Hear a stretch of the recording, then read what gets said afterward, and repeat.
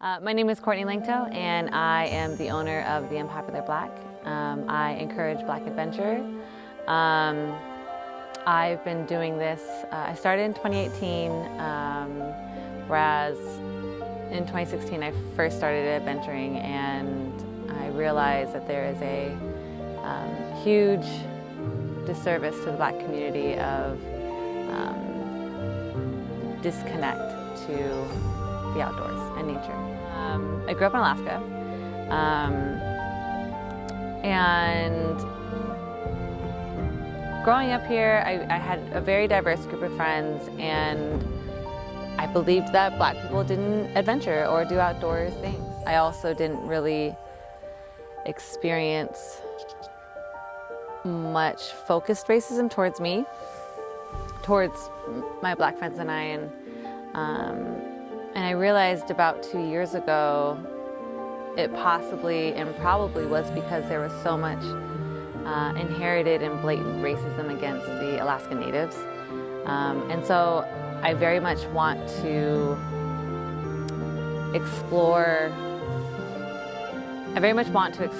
what that looks like, and what can I do to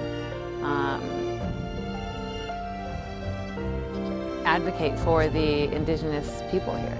You know, it's insane how racist, you know, against the Native Alaskans people are here. You know, when you're in nature, you find yourself, you find, you know, who you are in the depths of self. Nature reveals a lot to you that you often didn't know. It heals.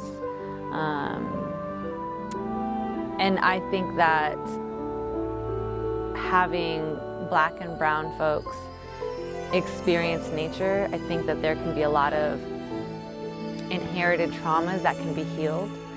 I think that there is a lot of expansion to be had within the Black and brown communities by seeking nature in the outdoors.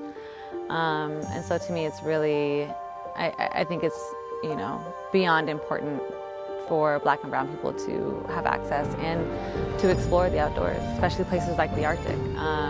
You know, it's so wild, you know, and it's such vast wilderness that, you know, you don't have distractions out here that you might have when you go on a hike near home, you know, and so I think that it is incredibly important to provide access to such vast wilderness like the Arctic. If you were to go to your grandmother's house and you didn't say hi, you just, you know, you go in and you eat her food and you leave, right? You know, this is their land that unfortunately was and still is being stolen. You know, and so I think that by beginning to acknowledge more and more and advocate for the Native peoples and their land, I think that it'll help really correct the narrative that, you know, I am just a guest here. You know, yes, we live here, but this was theirs first, you know, and they're the ones who truly know how to take care of this land.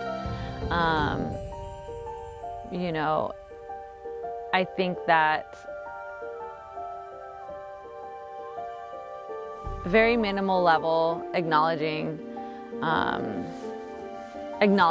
that this is, you know, this is their inherited land, you know, not to own, you know, they don't believe in owning it, but it's theirs to live on and live through and take care of. And by not acknowledging at the very minimum, or even, you know, doing what we can to, you know, spend money in their villages or you know,